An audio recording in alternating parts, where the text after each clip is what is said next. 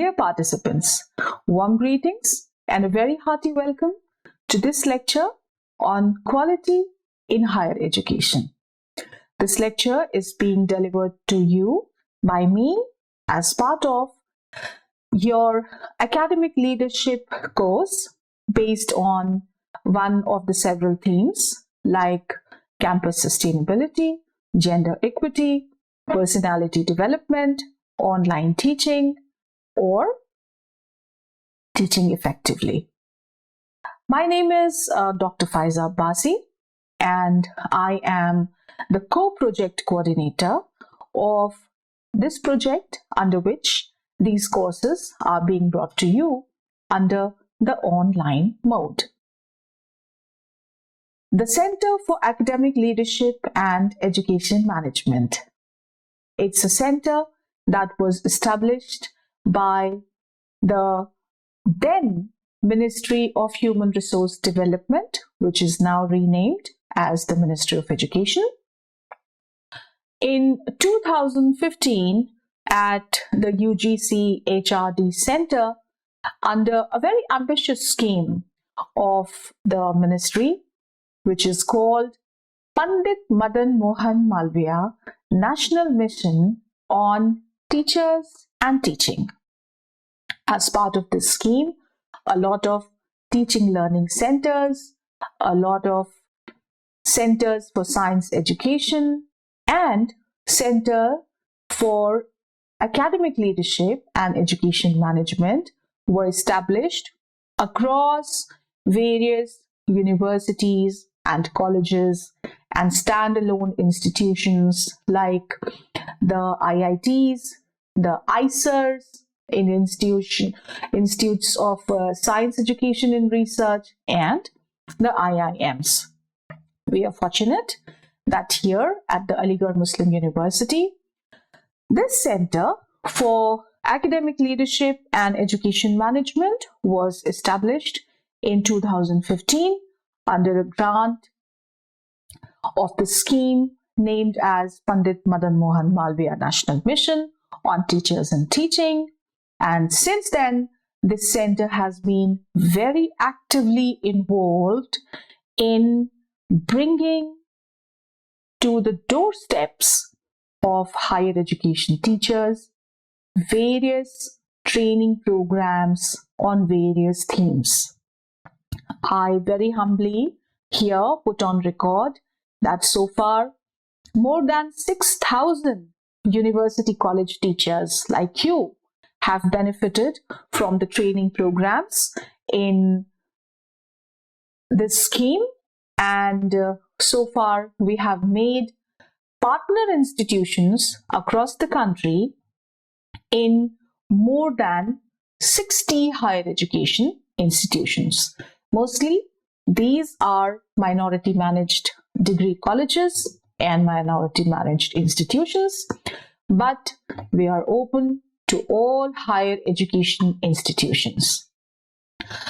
I also work here at the Aligarh Muslim University as the Assistant Director of the UGC Human Resource Development Center, which again is governed by the Ministry of Education ultimately, and the main mandate of these centers across the country is in-service teacher training towards their professional development, towards their becoming better teachers, towards their gaining some linkages between their academics, research, and the society, which we call as societal linkages, and towards keeping them abreast with the best, latest, and the new developments in the area of teaching and research in higher education. These UGC HRDCs were earlier known as the UGC Academic Staff Colleges. So far in the country, there are 66 such academic staff colleges, and they are functioning actively in conducting orientation programs, refresher courses, subject refresher courses and interdisciplinary refresher courses, as well as the newly introduced faculty induction programs, and lakhs and lakhs of teachers since 1987 have been benefited by these programs that are conducted by the academic staff colleges. The academic staff college was rechristened as the UGC Human Resource Development Center in 2015, and since then we have been extending our mandate to all HR professionals in the higher education sector, which includes education managers, which includes academic administrators, and which includes executive training also. So this course is being brought to you under this backdrop, and it was important that today, when one of your last lectures in these 6 days courses that you have been attending, they come to an end, you also get a feel of where we began, how you became a part of this journey, and how from here we take it forward. So the big question of quality in higher education institutions of the country is that, will India ever have a world-class university? As you all know, we are one of the largest higher education sectors of the world.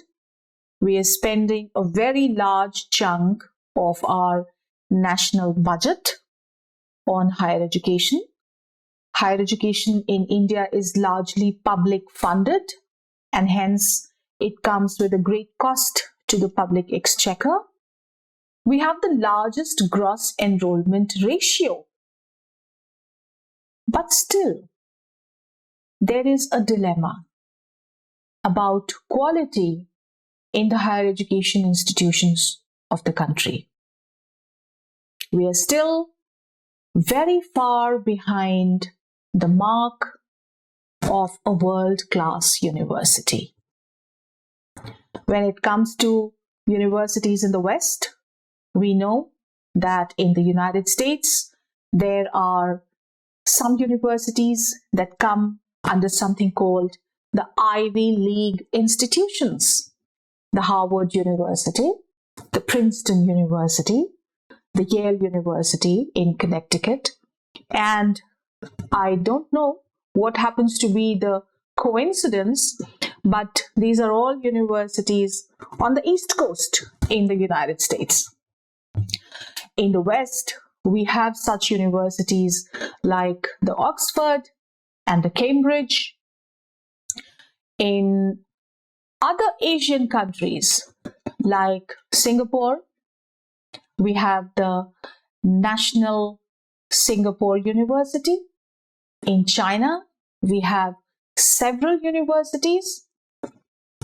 Even in the Gulf countries, there are some universities like the King Abdulaziz University, which rank higher than the Indian universities when it comes to ranking by very reputed global ranking agencies. These global ranking agencies might happen to be either the QS, the Quarterly-Simmons ranking of the world universities, the Times Higher Education ranking that is conducted by the THE in UK. There is another ranking agency named as the US Global News Report. They do come to India to rank our universities, but they have never ever found any one of our universities to figure amongst the top 100. So here we are, a country that has 1,000 universities. But here we are, a country that doesn't have a single university in the top 100 universities of the world. Let us look at the top 200 universities of the world. Again, a lot of Asian countries like Japan, Singapore, China, they have entries in the top 200 universities of the world. But the one and only institution, if you allow me to cite the Times Higher Education data, then the one and only institution of India that has ever been ranked in the top 200 global universities of the world, then it is the Indian Institution of Science in Bangalore, which is famous as the IISC, and sometimes it does enter the top 200 institution slab of the Times Higher Education. Once it figured at 197, but the very next year it slipped down to 210 or 215. We have figures and facts and data pertaining to the fact that here in India, in the area of quality, a lot needs to be done. But thankfully, the government, the policymakers, and the public sector is taking this challenge very seriously. We are thinking very hard on what to do and what not to do in order to bring our universities in the top 200, in the top 100, and one day maybe amongst the Ivy League institutions.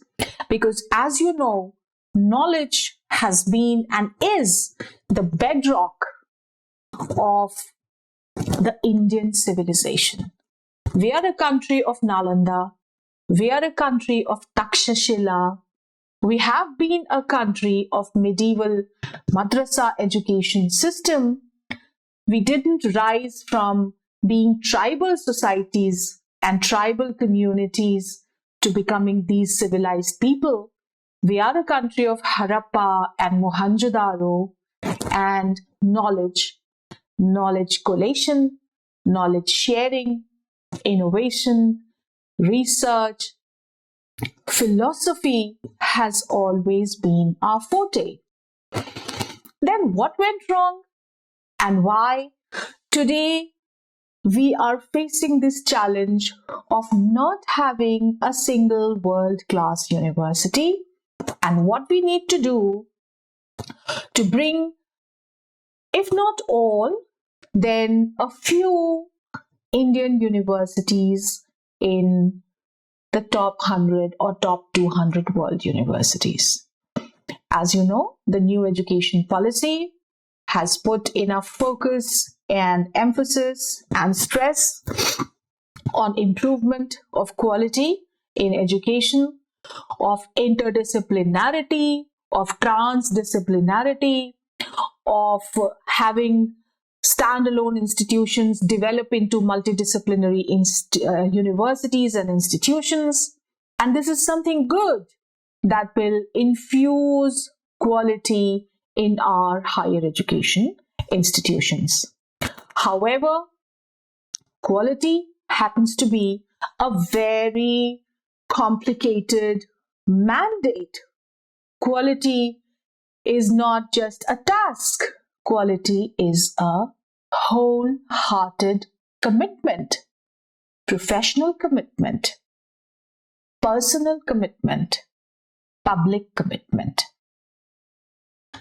Today, I have this opportunity of discussing with you some quality parameters, and I will do that in the backdrop of two world-class universities that I have visited and learned at as part of India's commitment to having a world-class university. So this introduction of world-class universities is towards a very ambitious project again of the Madan Mohan Malviya National Mission for Teachers and Teaching called LEAP, L-E-A-P, which stands for Leadership for Academicians Program. As is very clearly evident by the name itself, this program was meant for preparing a two-tier leadership group in the Indian universities and colleges, prepared to take on the challenges of coming in the top management and hence taking the universities of the country to the top 100 or the top 200 world university ranking. As you can see, this is a picture of some Indian professors attending the LEAP training program at the Ohio State University in the United States. Now, as we all know, the Ohio State University is a state university of the United States, and it is one of the top 100 world institutions of higher education. Now, under the LEAP program, the mandatory qualification for entry as trainees was for any higher education teacher to be a professor for the past 8 years.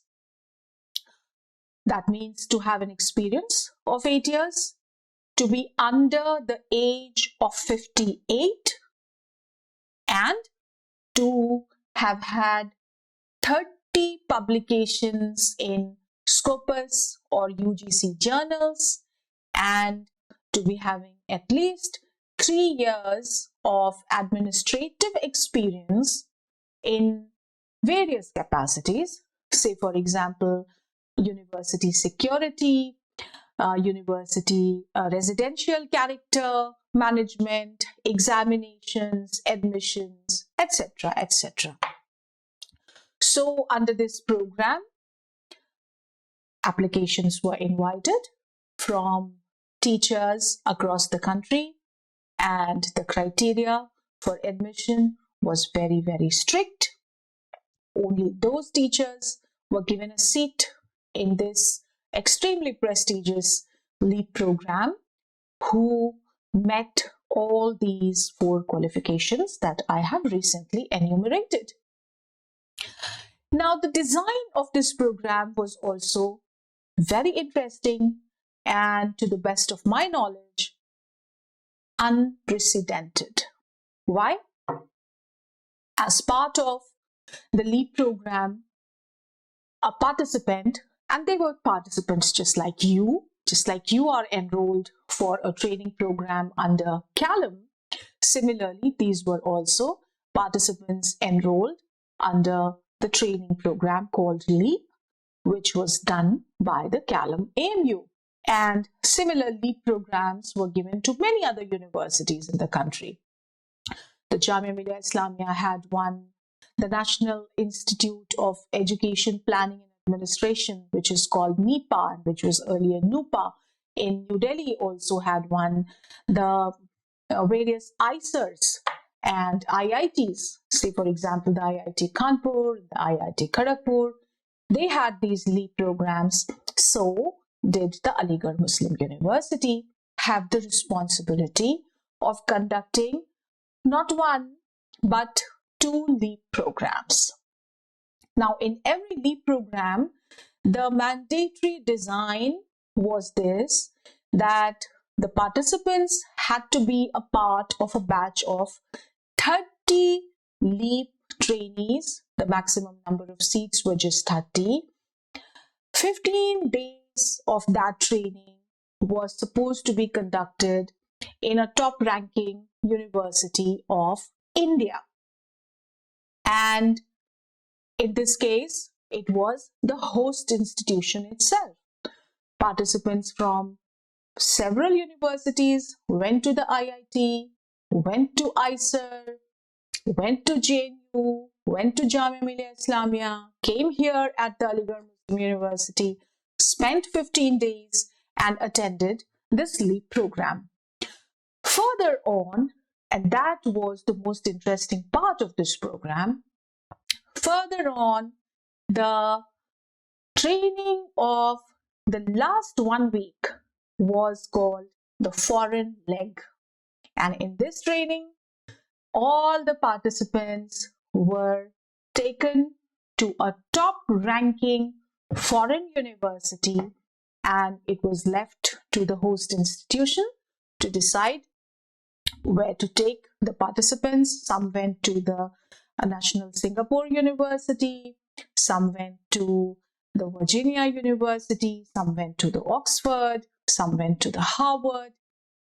We, in our first training in the year 2019, had the chance to visit the Ohio State University in the United States, and in the second round of LEAP, we had a chance to visit the Monash University, that is in Melbourne, Australia, and both these universities, they met the primary criteria of being a top ranking higher education institution in the world, figuring in the 1 to 100 top world universities.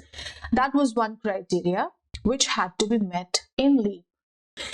Now, as part of these training programs, when our participants and when we as coordinators, we had the opportunity to go to a top ranking institution, to live there, to be a part of the academic program there, to have a window to their performance, to their day-to-day working style. It brought for us a storehouse of knowledge, information, and new ideas, because both these universities, as I mentioned, the Ohio State University in the United States, as well as the Monash University in Melbourne, Australia, are top-ranking world universities.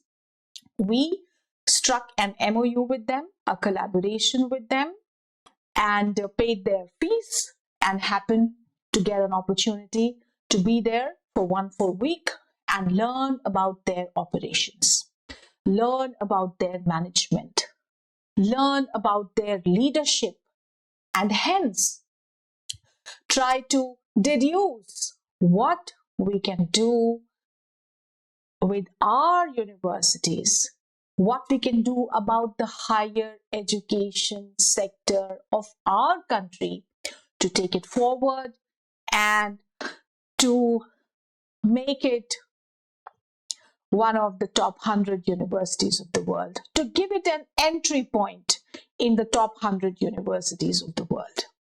Now, when we talk about a quality higher education institution, there are a lot of conjectures and there are a lot of suggestions about what exactly makes a top 100 university. What an institution is doing and what it is not doing is equally important. The question is, if funds, a large amount of money, huge sanctions, endowments and grants are enough, then in India, any private university which is taking a very hefty fees from its students would have become a top 100 university. So funds alone are not enough. If the fact was that freedom to the faculty, like that witnessed in the public institutions, is good enough, then any of our historic old universities would have been a part of the top 100 universities because faculty have full freedom. If the case was employability alone, that a large number of students passing out from the institutions would have been a quality indicator, then any of the IITs, any of the IIMs, which are churning out degree holders one after another, would have very quickly and very easily made it to the top 100. Not to say that there is a lack of quality in the IITs and the IIMs. With full respect, they are one of the best. But when it comes to touching that top 100 mark, what goes wrong? What remains wanting? Where do we lack? Because quality is not a selective mandate. Quality is actually a subjective mandate. There is no single parameter or single magic step for quality. There are several parameters and they exist in the subdomains of each parameter, and hence quality becomes an idea that exists in a hypervolume of multi-dimensional functioning.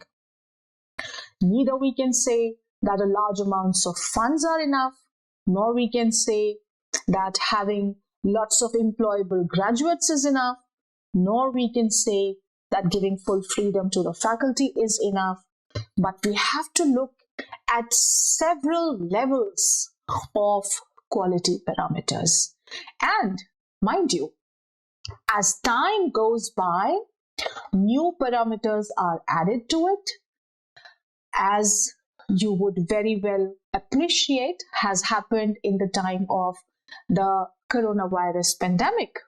We are all sitting face to face in an online mode only because this is a mode that has been brought to us with such force because of the coronavirus pandemic that no matter how much it was stressed upon by the policymakers, by the governance agencies before the pandemic, that we should switch to online, that we should include in the blended learning mode more and more activities which are technologically adept and which include e-classroom and e-reading material.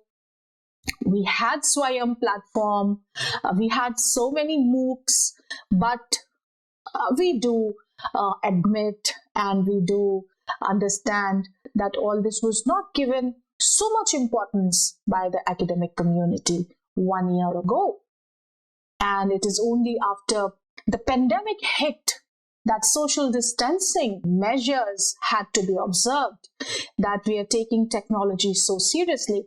So we will now elucidate several quality measures, and these I will do in 6 areas, which are all equally important for enhancing quality in higher education institutions.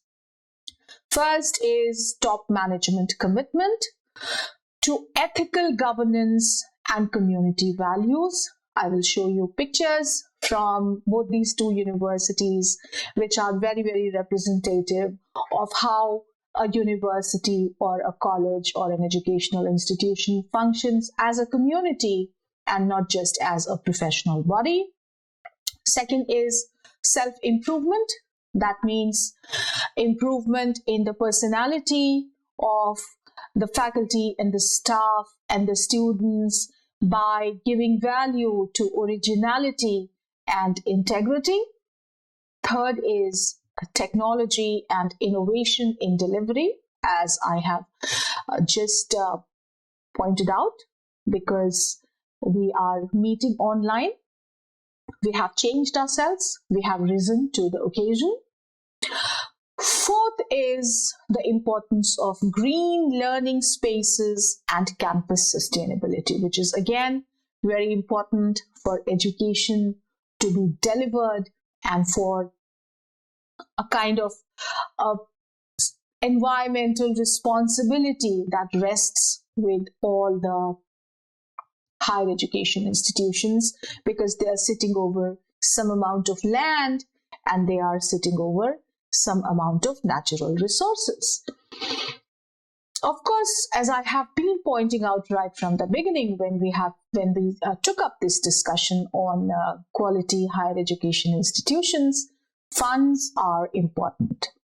By no means I mean to imply that within themselves funds are the only thing, but they are a very important constituent of quality parameters. So having a business plan and having a very effective financial management for the stability and for the governance is extremely important. And finally, something in which many times our Indian universities lack is diversity, inclusivity, and equity. We have been focusing quite a lot on accessibility, but in order to make our institutions more and more accessible to all strata of the society, we also have to make them as diverse as possible and as inclusive as possible, trying to make them a microcosm of the society. What I'm going to do next here in this lecture is one by one, we will take up each of these parameters and I will try to explain them with the help of an example that I happen to notice at one of these two top 100 universities of the world where I had the opportunity to get some training. First is top management commitment to ethical governance and community values. What you can see behind me right now is some people sitting around tables in very comfortable chairs, having coffee, working on their laptops, and you can't see this here, but they also have, those of them who are lounging on the sofas also have large television screen in front of them, and on days they have events like a football match, a soccer match, and the students, the teachers, the faculty members, even the top management, they all come on a single platform. They sit there and they watch the football match, they have coffee together because they have spaces like this. What is here in front of you is the Union Building. It's called the Union Building of the Ohio State University, which is managed by the Students' Union. I know a lot of universities, including AMU, we have a Students' Union building in a hall, but the impact of this building or the impact of this hall in the social life of the campus is very limited. Why? Because the top management is not committed to building a community around these union halls. So this is a very fine example of how the entire academic community, be it the students, the faculty, the administrative staff, they can all come together on a single platform. Why? Because the institution has ethical governance, because ethically sound practices are in place in the management of the institution, because there is transparency and hence there is an equal platform to hobnob. And I am not showing you so many pictures, but this is a building where there is a room for the alumni. The alumni have donated to this room and they keep having events. There is a room for ball And on weekends and on Saturdays, they keep having these events where students and teachers come together over some social occasion. And the idea is to develop a feeling of community, to have a sense of belonging, and then to end up finally with a total aura of well-being. And this is not just the only place at the entire university that is there. It's dotted with many, many others. The oval lawns where they can just sit under trees and they can hobnob, they can socialize, they can interact. And these interactions are basically very energizing, very reinvigorating, and very, very effective in giving new ideas and in building new relationships. I will give you an example from the Cambridge University. Cambridge had a mathematics department where great mathematicians like Hardy and Littlewood and later Srinivas Ramanujan from India went to work. And then Cambridge had a biology department. Now one day, a biologist met Hardy, that is a mathematician, over a match of cricket because together they played cricket. And this biologist discussed with him that a very old geneticist named Gregor John Mendel is posthumously being lambasted by other biologists for a theory which was called the law of independent assortment. He was being lambasted for wrong results. And he was no more. He had passed away. Mendel was dead when his theory was about to be rejected, so he can't even defend it. When Hardy heard about this, he came with a law that is till date taught in genetics, population genetics, and evolutionary biology as the Hardy-Weinberg law. Now, if Cambridge was not a university where professors from different disciplines had the opportunity to meet in grounds where cricket was played, then this world wouldn't have had the Hardy-Weinberg law, which is a very important basic graduate level law, it is taught at the graduate level to students. This law wouldn't have been there. Many genetic problems would have been in a conundrum because a geneticist, a biologist, wouldn't have met a mathematician in a free-flowing of ideas domain, which happened to be a cricket field. So this kind of commitment of the top management towards developing a community, towards forging positive collaborative relationships between faculty, students, and staff is very important towards having a quality higher education institution. We all know Cambridge often figures as the #1 university of the world. These top 5 figures, top 5 places in the top 100 universities of the world, they are being interchanged time and again between Harvard, Oxford, Cambridge, Stanford, Princeton, Yale. Why? Because one of the things, not just this thing, because one of the things that they do is that the top management is very, very committed to ethical governance and community values. Next quality parameter, very important because it is related to the self.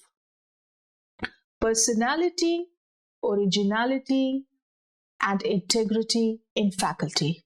Why I'm saying faculty is because if it is there in the faculty, then it will percolate to the students, and then it will percolate to the ground level support staff. We began with top management. They are just about 10% of faculty in any institution. But the major pushing arm for academic growth, for professional development, and for good performance of any higher education institution is faculty. And unless we have faculty that is working upon self-improvement every moment, unless we have faculty that does not lack originality, and unless we have faculty that does not compromise on integrity, the main working arm of the university will be shoddy, will be perforated, and will be weak, an arm that will not take the institution anywhere. How do we maintain integrity? There is something called academic integrity.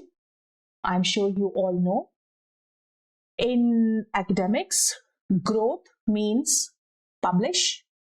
There is a very famous aphorism: publish or perish. Publish or perish. If you do not continuously publish, it will be as good as getting decayed, getting rotten, getting degraded, because our job as teachers is, of course, to teach, but our job is also to produce good amount of research and to make good amount of publications. Now, when we are making these publications, it is essential that our publications are sound in academic integrity, that we don't get preyed upon by predatory journals, that we make publications only in good quality journals. And these days it is very, very easy to get hold of a good quality journal. The internet is here at your doorstep, at the flick of your of the button of your computer and laptop. You know what are good journals in your subject, in your area, that are listed by Scopus. You know what are the good journals in an Indian language. If you happen to be an expert in an Indian language, if you are writing in Hindi, Tamil, Gujarati, Sanskrit, Urdu, then you very well know you have the list of UGC Care journals. All you need to do is you go to the website of UGC Care journals. If the journal is listed and empaneled there, fine, good enough, you can publish there. If not, please stay away. Please stay away. On the internet, in your email ID, often and on, you will be coming across various emails of so-called journals asking you to send their papers. Then they will ask you for some money, and then next month they will publish your paper. Please stay away. These may be predatory journals. Please stay away from plagiarism. There is an entire gamut of information that exists on plagiarism. If you are referring to some other text, you have to give the proper citation. If not, please do not ever project it as your own work. It is a matter of great disgrace for a faculty member or for a researcher. Personality, very important. What I'm showing you in front of, in my back, is this staircase that is a part of a building in the Ohio State University, and after every 2 steps, an ennobling value of self-development of the personality is written. Leadership, involvement, creativity, friendship, service, tradition, diversity. These are the things a university stands for. And these are the ideals that should be held very dear by every faculty member. And there may be many, many more. In India, when we work in public universities, often we come across cases of students who are not financially very well off. In that case, we need to have a very important ennobling attribute in our personality, and that is empathy.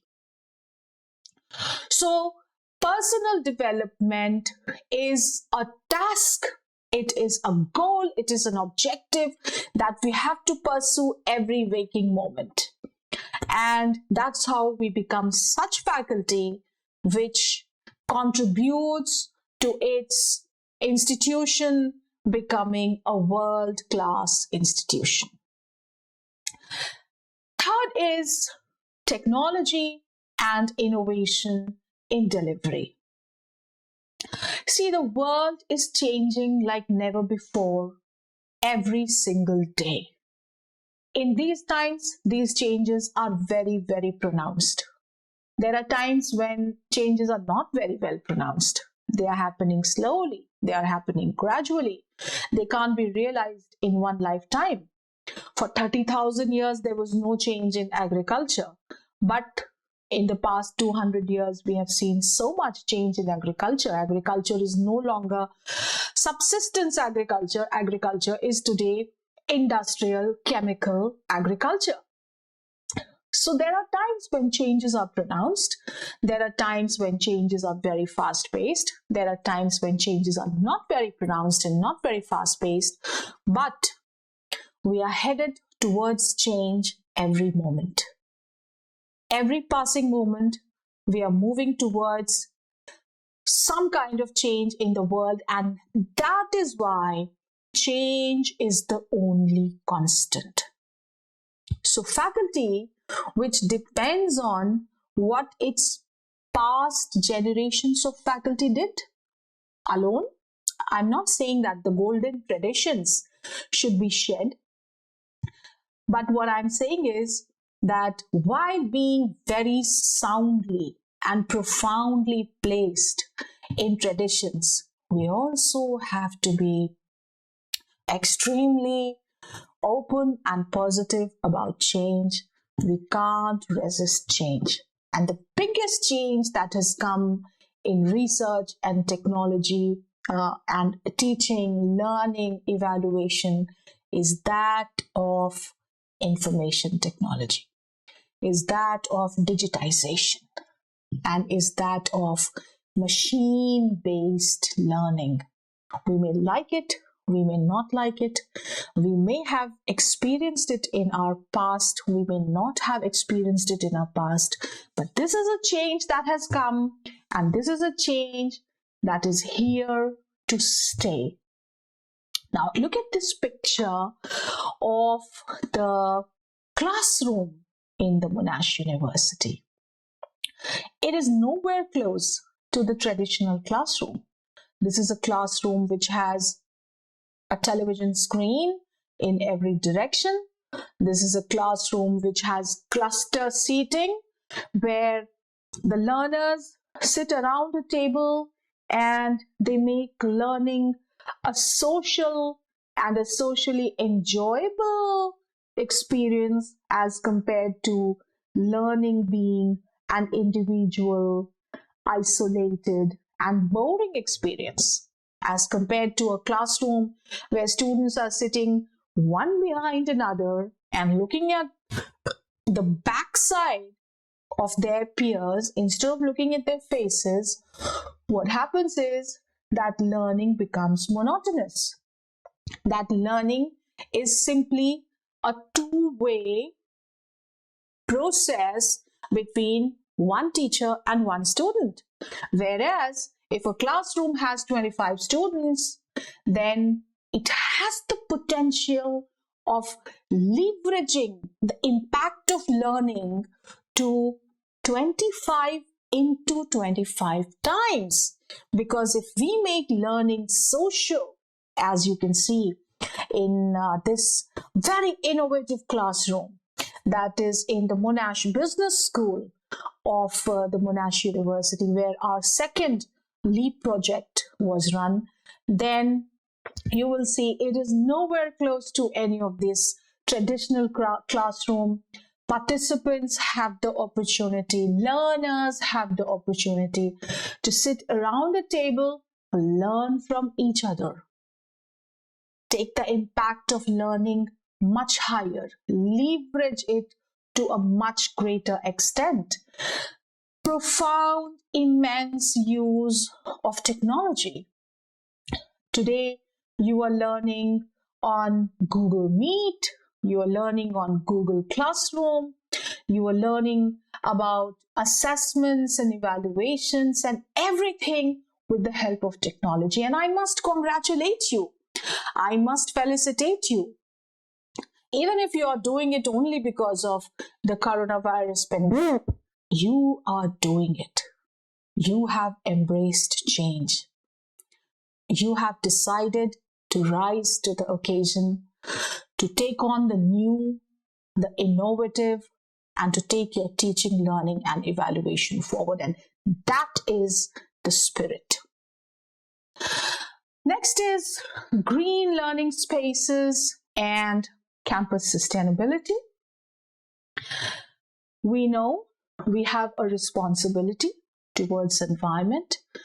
Personal individual behaviors are extremely important when it comes to combating global warming, combating climate change, the ill effects of development seen in air pollution, water pollution, noise pollution, soil pollution, land pollution, electromagnetic pollution, radioactive pollution, all of which have serious health hazards. We all know malignancy is rising. When we see the ill effects of development in biodiversity depletion, when we see lots and lots of species of flora and fauna are either becoming extinct or becoming endangered or becoming threatened, we know something went wrong with the way we used the Earth's natural resources. Now, universities with 1,000 acres of land, colleges with at least 100 acres of land have some responsibility towards land, towards water, towards air, towards natural resources. And add to this the immense amount of human resource that are there in a higher education institution. That too, human resource in the form of students happens to be at a very, very young age. Then we have a big role to play in environment safeguard as well as environment ethics. Imparting the correct values is one of the most important aims of education. By education, we don't need to churn out degree holders who get employed in factories and companies and banks and hospitals. By education, we mean to give back to the society individuals who are responsible, individuals who have values, individuals who do the right thing. And this is the finest place to teach students about the ethics of environment conservation. So as you can see in the pictures, the students, this one of a male student on a hammock in the Ohio State University is making use of green learning space. As you know, when there is more oxygen, when there is more fresh air, and when there is more natural light, ventilation, then the power of recall, retention, analyze, and the overall cognition skills, the overall cognitive effects, they are higher. So right in the middle of the campus, this fortunate student has the opportunity to snuggle in his hammock beneath a tree, enjoy sunlight, enjoy greenery, enjoy fresh air, and read and learn. That's the impact of green learning spaces. You can see proper waste disposal, waste management in the campus. These are segregated bins for waste disposal. You can see in the Monash University, the students are participating in rowing, boating as part of their sports activities. They go to the river in Melbourne and they engage in boating. Of course, if you are using a river for something like this, you will also maintain that river, save it from pollution. And you can see a reusable canvas bag being promoted instead of polythene. Now, there is no limit to what all can be done in order to protect the environment and in order to bring in campus sustainability. We can use solar, we can use solar power, we can use various techniques of wastewater management, we can use various techniques of recycling and upcycling and reusing and reducing, and we can be agents of change towards sustainable development. So the universities the world over are taking more and more steps towards campus sustainability. There are many sub-themes under campus sustainability that can be taken up. And let me tell you that most and all of the top 100, top 200, or even in India, if you look at the top 10, top 20 good universities, they are taking steps towards campus sustainability. It's our commitment, it's our responsibility, and as scientifically informed teaching community, it is all the more on imperative that we do this.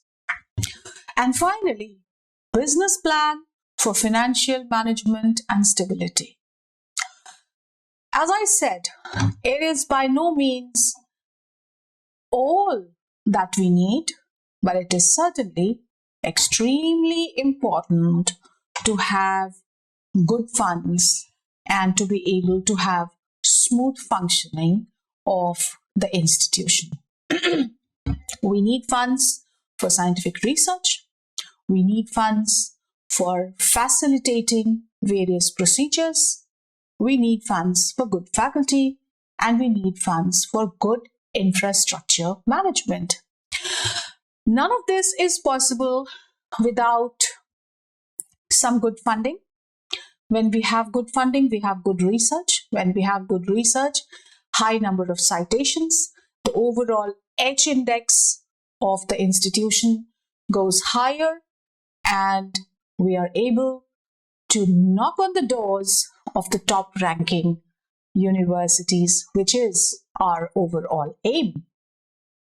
Here I would like to give you an example of an American retired professor who became the Pro-Vice Chancellor of the King Abdulaziz University in the Kingdom of Saudi Arabia. As you know, the King Abdulaziz University is not a very old university. It was established after the Renaissance in the Arabian Peninsula. This university was not able to enter the top 100 or the top 200 universities of the world.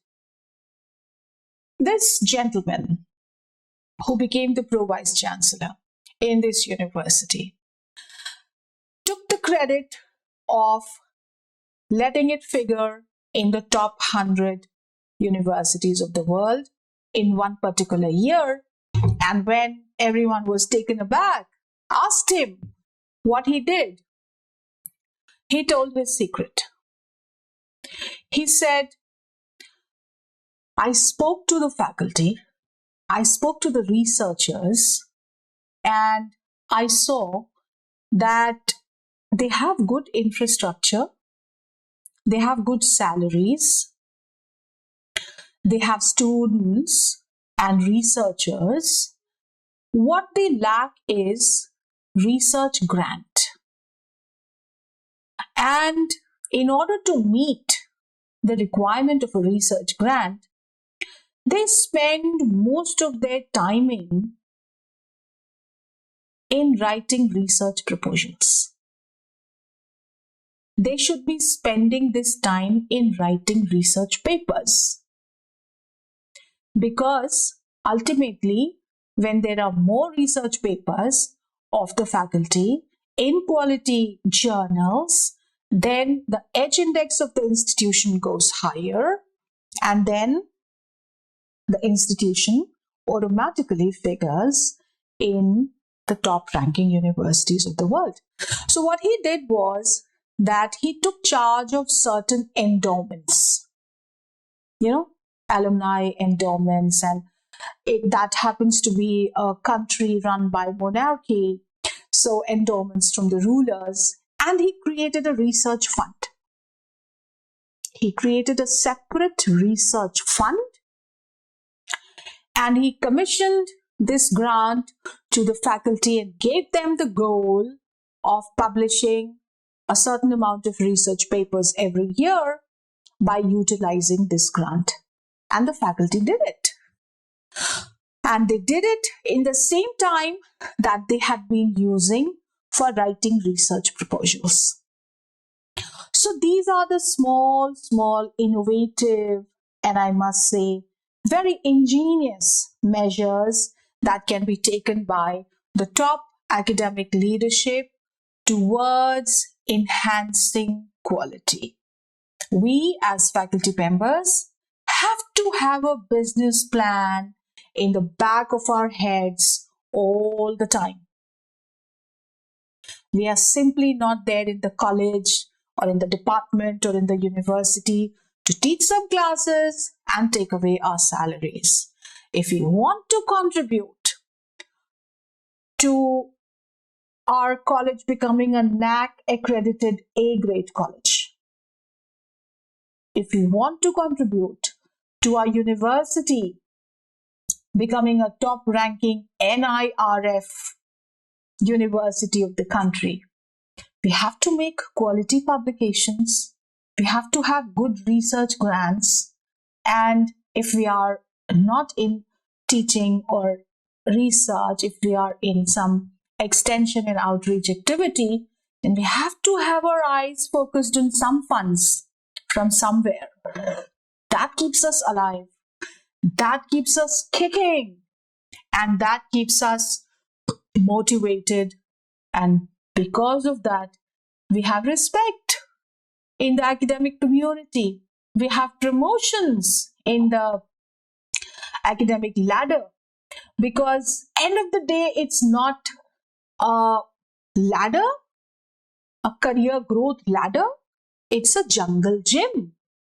You do different things, you get better funds for any projects that you have, for any development, that activity that is there in the back of your mind, and you get promoted on the jungle gym. It's not just a career ladder. So what used to happen, as you can see in the picture behind, that at the Monash University, in the entire week that we learned there, we learned about several of their processes, we learned about their admissions and their research and their they have some very high-tech state-of-the-art laboratories. They have simulation, computer simulation techniques. So we were exposed to all that. Every evening during the course, we were made to sit down and make a business plan for our growth, for the growth of our institution. And for this, there was also an activity called Friends and Fieldwork. So what happened was that over lunch, some faculty members of the university were invited to have lunch with us.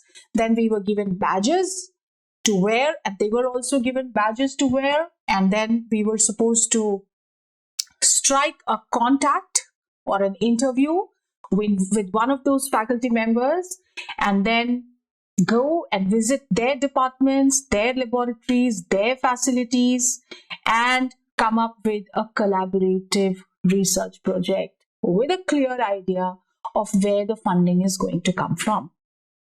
There are enough research grants. What we need to do is we need to explore them. We need to make a timeline, and we need to see how and from where the fund is coming and how we are going to utilize it. It is very important.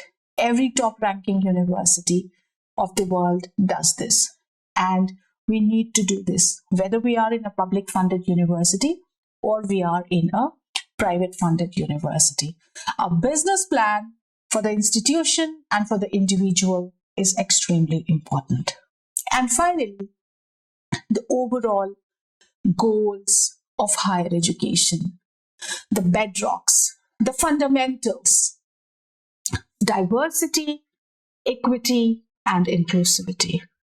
If you are a college with 95% men in your teaching faculty and only 5% women in your teaching faculty, you are way below the quality parameter mark.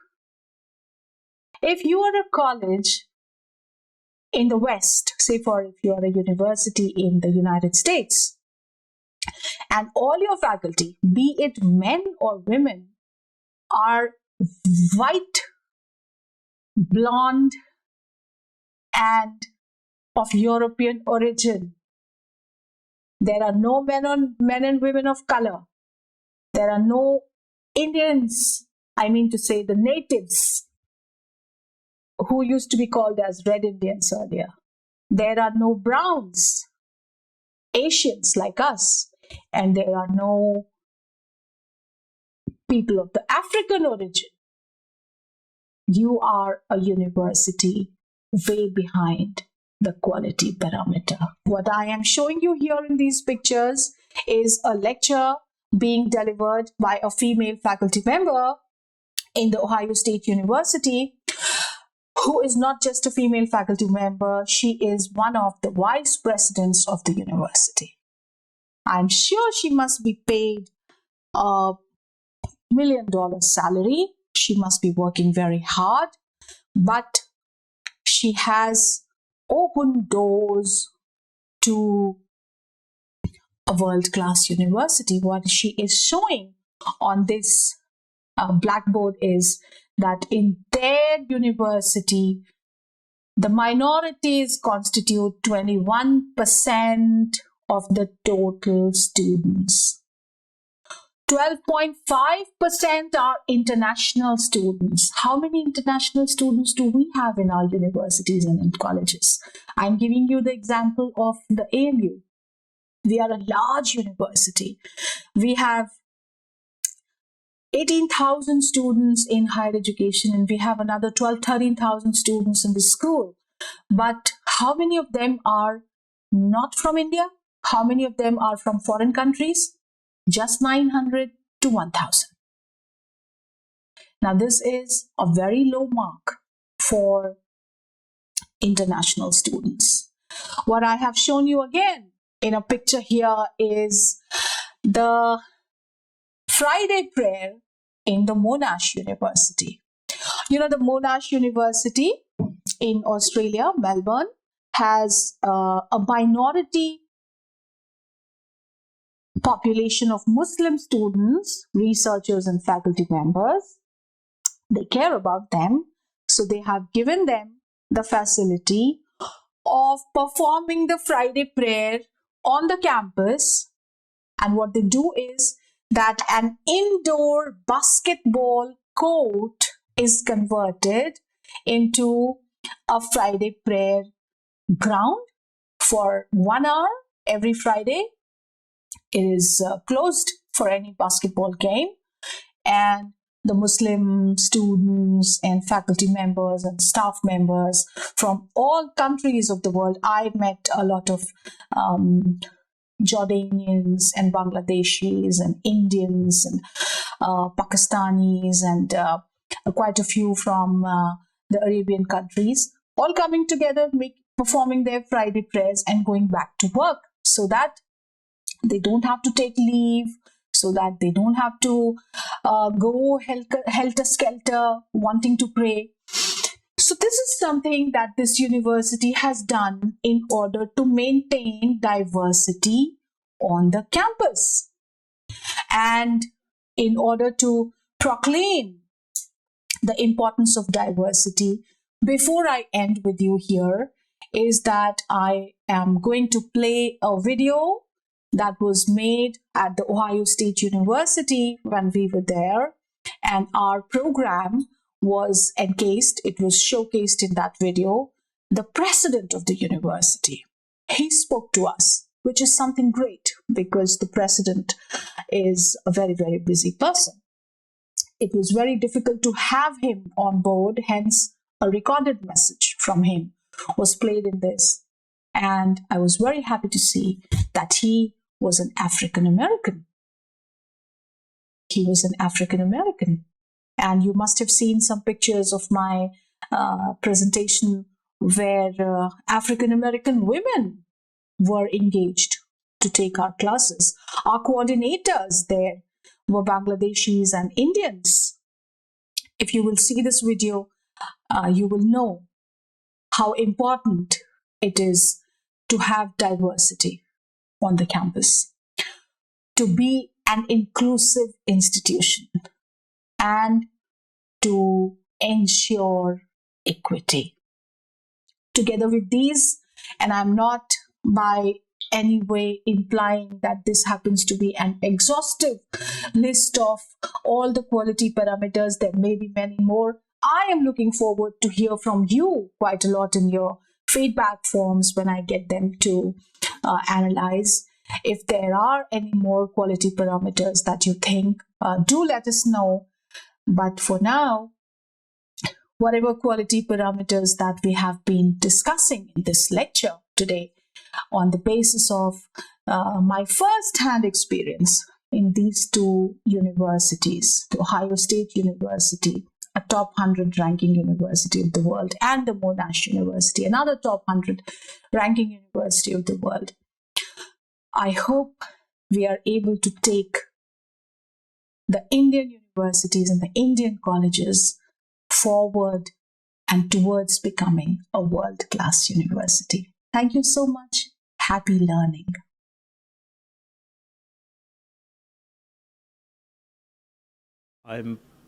I'm Professor Anil Pradhan from the Department of Astronomy and Chemical Physics and Biophysics at Ohio State University College of Arts and Sciences. We are very happy to host a Leadership for Academicians program sponsored by the Government of India, Ministry of Human Resources and Development, in partnership with Aligarh Muslim University.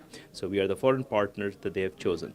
So the aim of this workshop is to inculcate leadership skills in participants who are already very senior academicians in India. They are full professors, heads of departments, and on their way to leadership positions in academia all over India from many Indian institutions.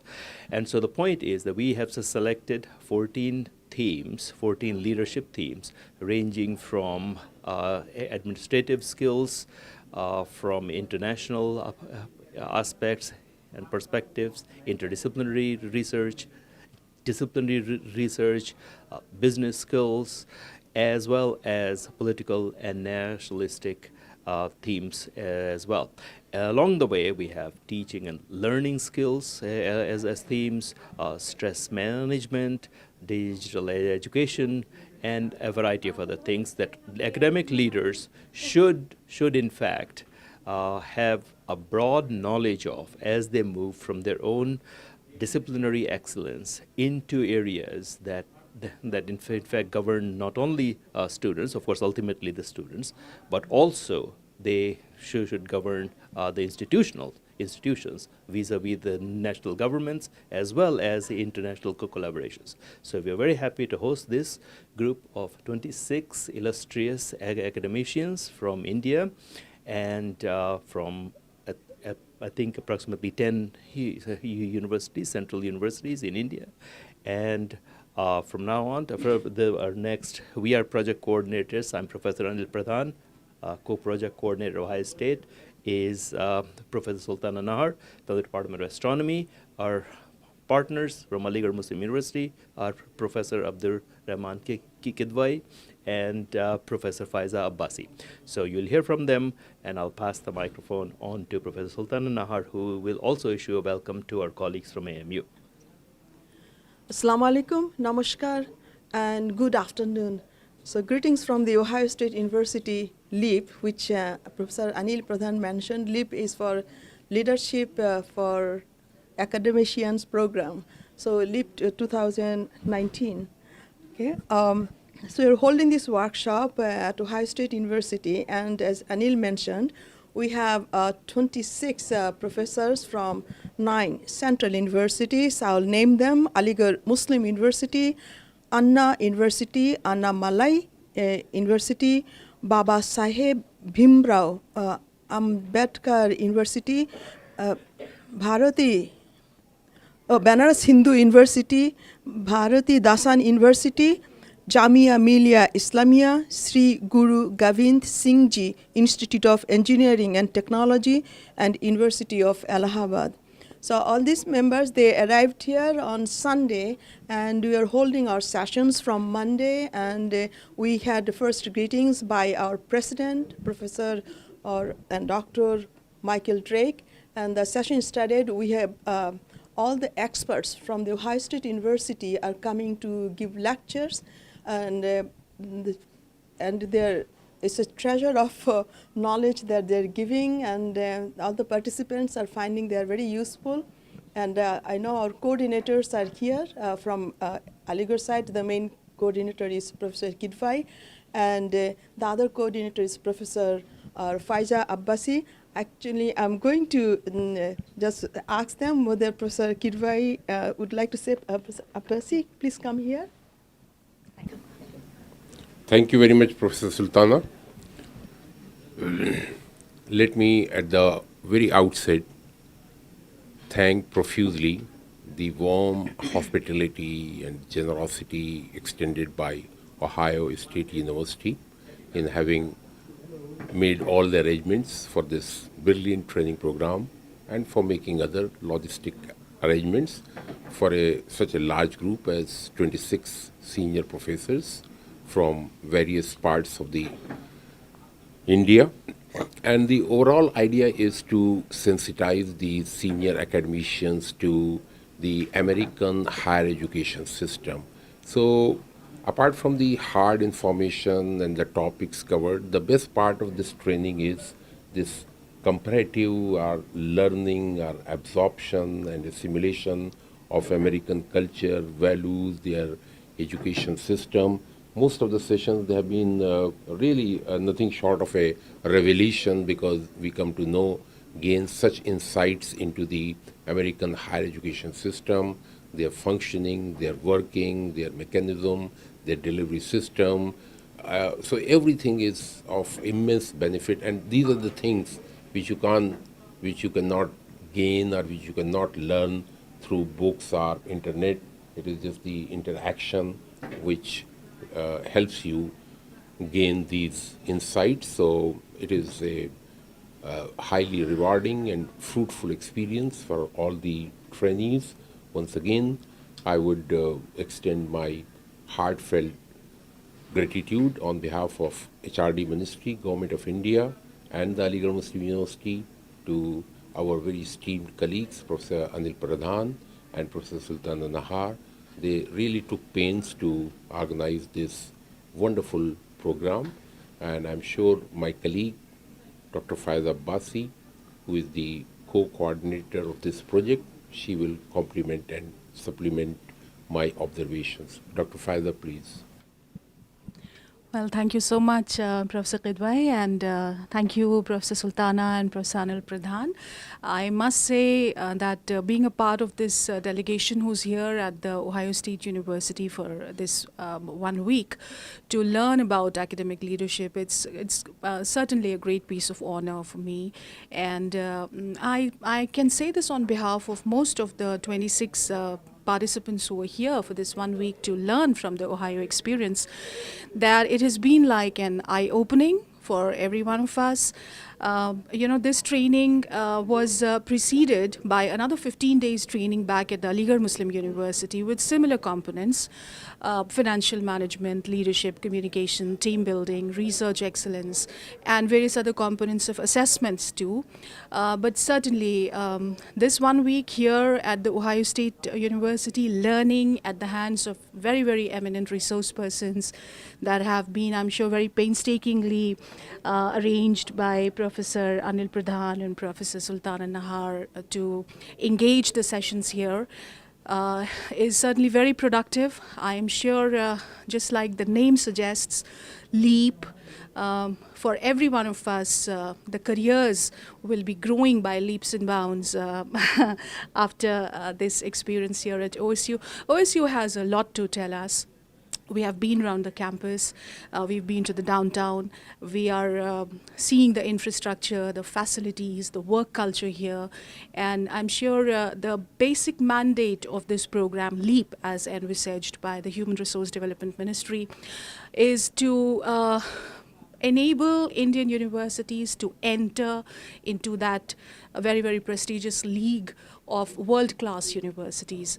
So I'm sure spending time here in a very, very hands-on manner at the OSU will give us academicians who are all participants in this training program, who can certainly get back, as Professor Nahar told you, we are representing 9 universities, mostly central universities of India.